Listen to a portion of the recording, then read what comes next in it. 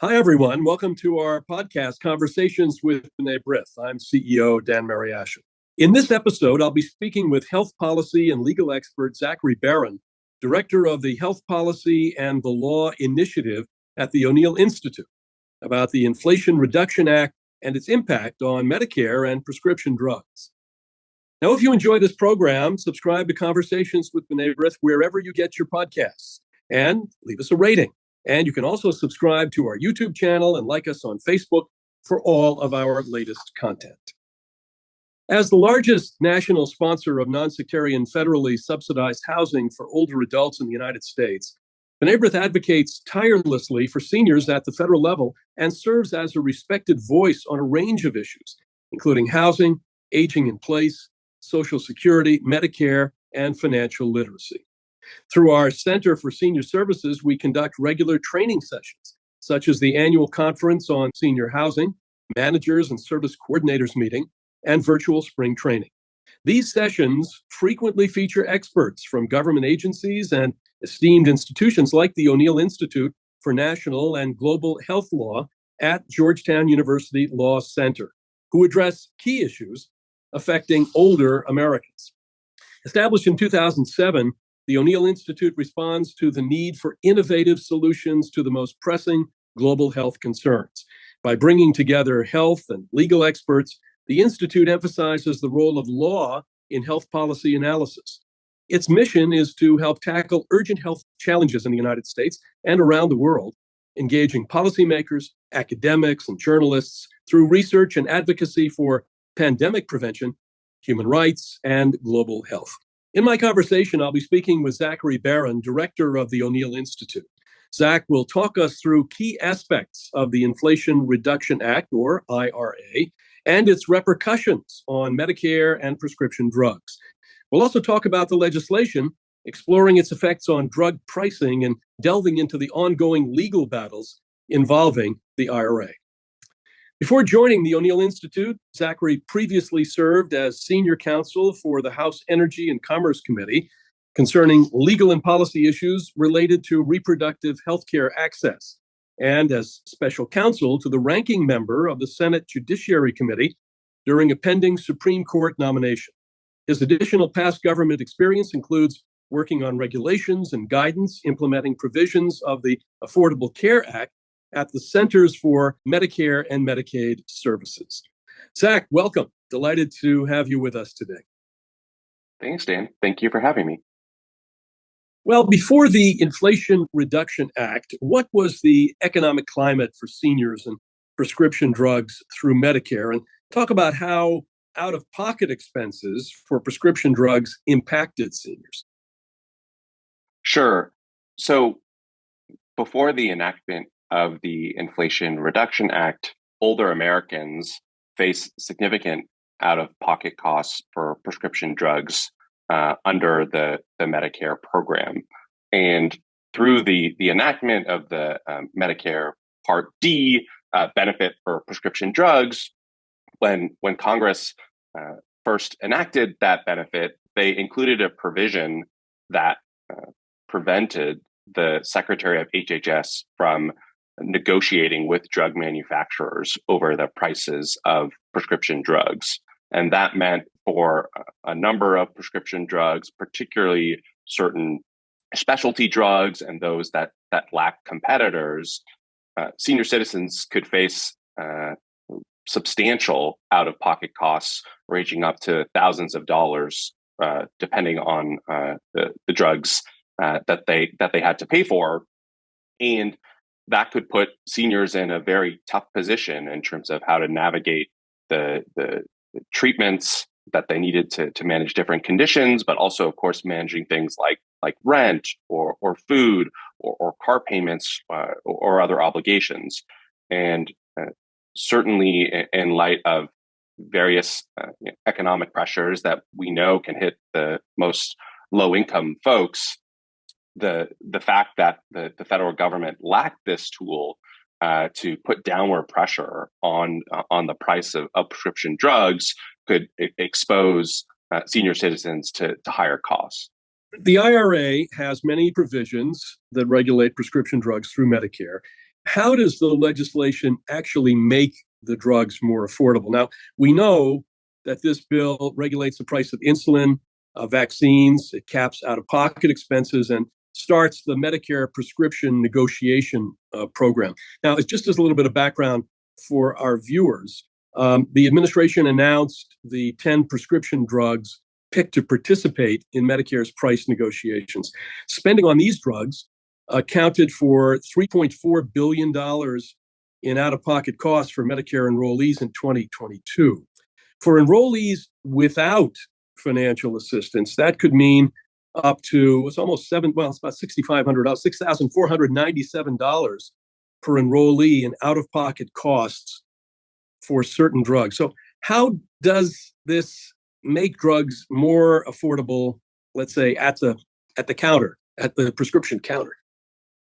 That's a great question. I think, as you alluded to, there are a number of different provisions in the Inflation Reduction Act that I think are really designed to work together to bring savings for patients and Medicare beneficiaries, particularly lower income Americans. So, as you alluded to, there are caps on cost sharing for insulin, for the first time, an out-of-pocket maximum cap, and also pressure on inflation rebates to ensure that for drug manufacturers that are increasing prices on drugs faster than the rate of inflation, they have to pay a rebate back to Medicare. And for those who are more lower income that qualify for the Part D low income subsidy program, the Inflation Reduction Act included a provision to ensure that the more lower income Americans can qualify for those subsidies, which do bring down out-of-pocket costs for drugs. But as to the negotiation program itself, what the negotiation program does, and just briefly to note that we are right now, as you mentioned, the HHS selected the first 10 drugs for this negotiation program.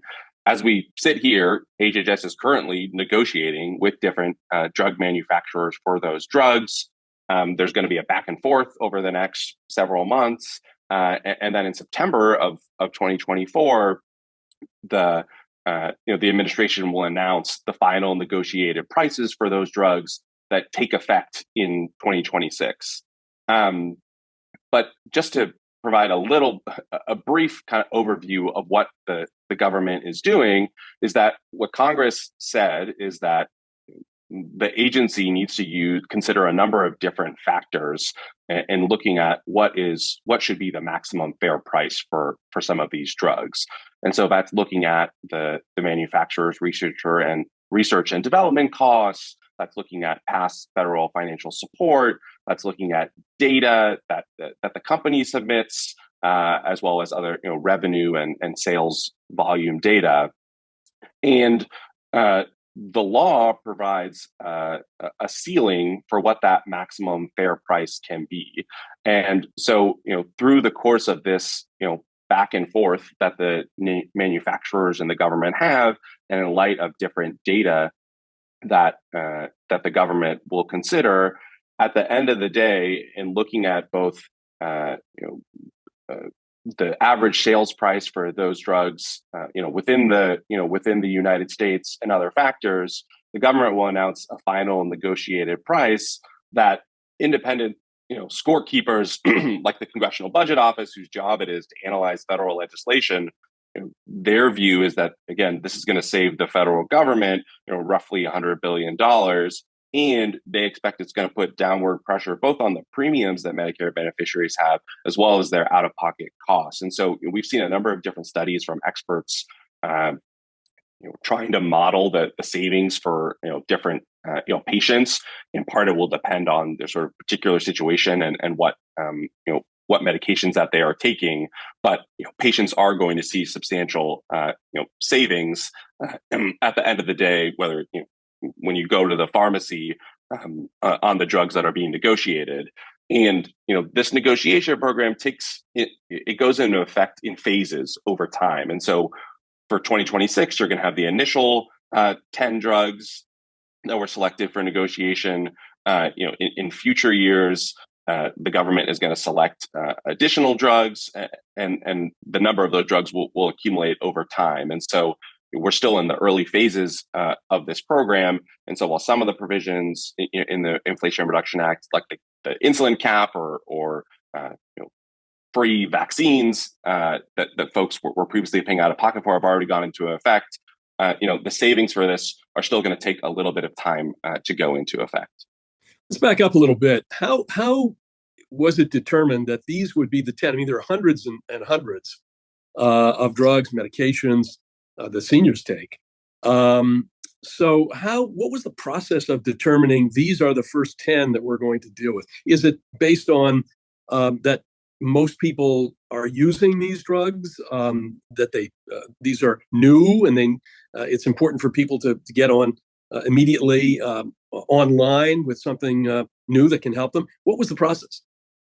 That's a great question. So in examining this issue, Congress was really trying to look at the problem and see, where is the need for government action to really tackle these complicated drug pricing problems. And what they found through congressional hearings and other expert analysis is that there are a small number of drugs that are brand name drugs that lack competition, that you see in the data that the Medicare program is spending the most money on. And so there are a number of factors about drugs and whether or not what drugs can be included, whether or not they have competitors, how long they've been in the market. But they're really looking at is the drugs that the Medicare program is spending the most on, not necessarily that the most patients are taking, because it may be that on certain drugs in which there is robust competition that are taken by a number of Medicare beneficiaries, there are less concerns there in terms of the price. But it's really looking at the 10 drugs that were selected that the Medicare program is spending the most on, and again that lack this competition, because what experts see is that when there is competition and multiple companies that are manufacturing a particular treatment, when we have generics enter the market, we are able to see downward pressure on drug pricing. Well, let's move to the legal arena. Right now, there are various lawsuits around the country calling into question the legality of the act. Can you discuss what this legislation is about, or litigation is about, rather, and where things stand right now? And will these cases eventually be litigated in front of the U.S. Supreme Court? Thanks. That's a great question. So I'll try and be brief, and certainly understand that a number of folks in the audience may not be lawyers. So I'll try my best to keep things at a high level. So first, the pharmaceutical industry did not want Congress to allow the HHS secretary to have this negotiation authority to bring down pricing. And so they fought to prevent the inclusion of this authority in Congress. They were unsuccessful given the enactment of the Inflation Reduction Act. But now we see industry has filed a number of lawsuits seeking to block the implementation of the drug negotiation program in court. So right now, we have 9 ongoing lawsuits that have been brought by drug companies, their pharma, their lead trade association, and other allies like the Chamber of Commerce. And we've seen these lawsuits being filed across the country, ranging from Washington, D.C. to New Jersey to Texas and Ohio and others. And a number of these lawsuits do bring similar claims. So the industry is bringing a number of aggressive constitutional challenges really to the structure and design of the drug negotiation program. I think at its core, what the industry is arguing is that this is an unprecedented program, unlike anything that Congress has adopted in the past. They argue it is compelling drug companies to endorse speech that they disagree with, that it is taking their patented pharmaceutical products at below market value, that it's forcing them to participate in the Medicare and Medicaid program against their will, and that it threatens them with certain excessive tax penalties that they say violates the Constitution. Now, the government has strongly pushed back on those arguments, which I can get into. But as you asked, certainly what industry is trying to do here is, and right now we're just at the district court stage of a litigation. Typically, in federal court, you file a case in district court. If you lose there, you appeal up to the appellate courts, and then if you lose there, then you appeal up to the Supreme Court. Now, just the fact that industry might lose in these lawsuits and want to appeal to get to the Supreme Court does not mean that the Supreme Court will necessarily take up this case. We're actually seeing, now as compared to in past years, the Supreme Court takes up less cases than it used to, and just because something clearly, the Medicare drug negotiation program is a major policy enactment that affects millions of seniors and has huge ramifications for both federal savings as well as patient savings. It remains to be seen whether or not it will get to the Supreme Court. But by filing these cases in a number of different places, what industry is trying to do is see if they can just get two conflicting decisions, if they can find one judge or one panel of judges that sides with them, while in another area, even if they lose, that certainly makes it more likely that the Supreme Court is going to take up this case, these types of cases. But since we're still in the early phases of the litigation, it remains to be seen whether it will actually make it all the way to the Supreme Court. But seniors who are watching this as these cases unfold certainly will ask the question, will the legislation's implementation be impacted by the litigation that is ongoing? Yeah, and so actually, in one of the cases, in the Chamber of Commerce's lawsuit, they asked the court there in Ohio to stop the implementation of the program before it even finishes, before they even announce the negotiated prices.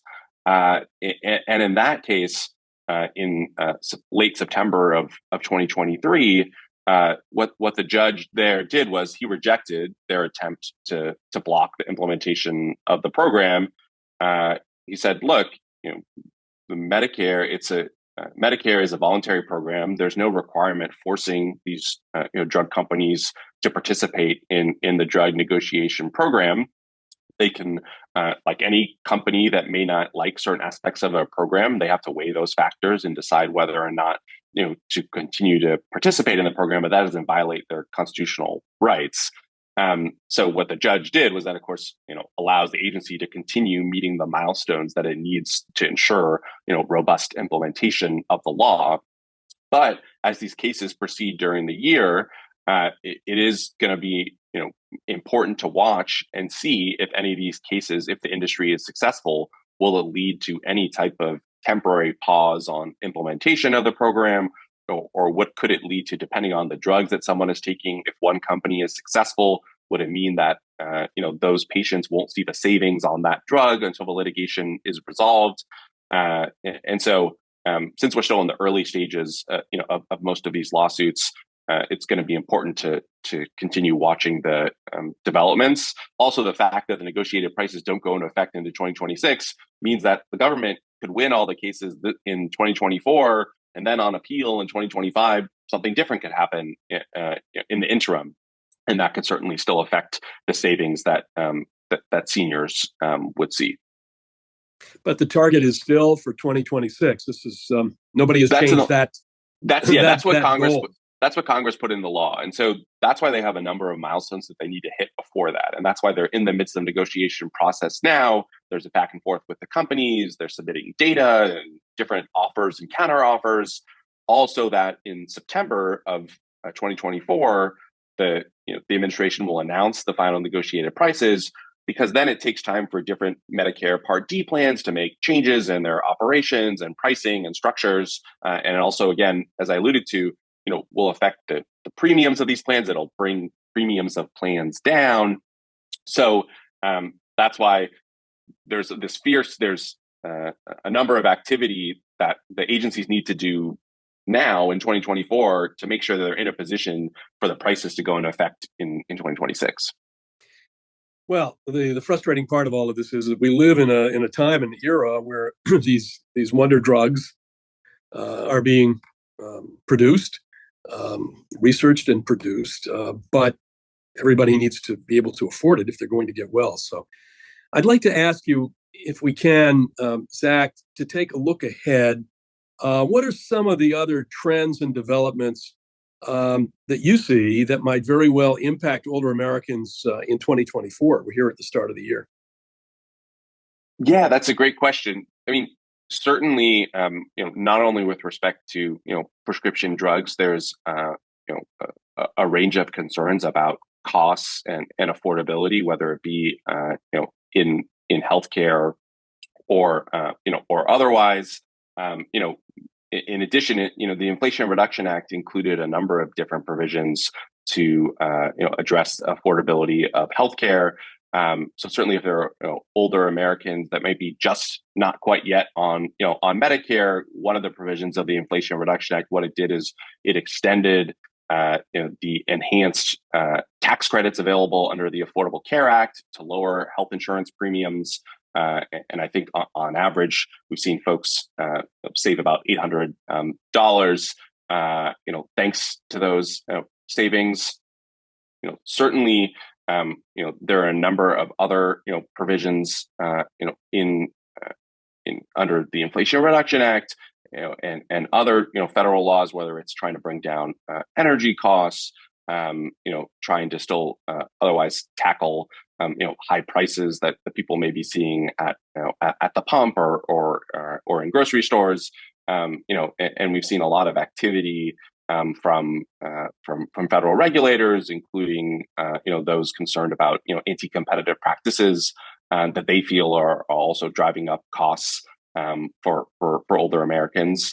And so I think over the course of this year, it will be important to both see how both the Inflation Reduction Act for the drug negotiation program, as well as a number of these other federal provisions are implemented, trying to bring down costs that the older Americans are facing.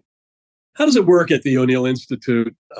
You're at the Georgetown School of Law, but when you're looking at these issues, do you do focus groups with seniors? Do you bring them in to talk about their needs, their views on these questions? So my initiative at the O'Neill Institute, we do not personally conduct focus groups or others, and so we have a range of different teams that focus on both different domestic and global issues. I have different colleagues that both work on infectious disease issues, and others that focus on things like addiction and substance use disorders. And so part of what we try and do is both convene not only policy experts. Of course, there are a lot of great policy experts in Washington, D.C., but also try and engage with community leaders, state and local officials, different stakeholders in industry, to really try and identify lessons learned for older Americans and all Americans that are struggling with whether it be access to care, coverage, affordability, and equity. And so what we try and do is be humble and recognize that there's a lot of expertise that lays outside of these walls, and try and learn from the community and others about what more policymakers should be doing, and also how these different legal disputes affect people in their daily lives. Because I think for a number of folks, whether you are a lawyer or not, is very challenging to follow the legal process. Going back to your question about how will folks know about these court cases and what they mean for them, and so what we try and do, both through different modes of providing public education, is to try and inform people about these developments and what it means for them. Well, you can learn more about the O'Neill Institute's important work solving critical health challenges around the world at o'neill.law.georgetown.edu. Zach, thank you very much for sharing the O'Neill Institute's impressive breadth of work and your own expertise with us. Older adults and the state of global health are so much better for it. We really appreciate all the work that you do. Thank you, Dan. Well, thank you again to my guest, Zachary Baron, Director of the Health Policy and the Law Initiative at the O'Neill Institute for joining us, and to you for viewing our program today. We hope you enjoyed what you've heard. If you did, please share it with others, post about it on social media, or leave us a comment or rating. And for all of our latest content, and if you haven't already, follow or subscribe to Conversations with B'nai B'rith wherever you get your podcasts. Subscribe to our YouTube channel and like us on Facebook. This is your host, Dan Mariaschin. Until next time, take care, everyone.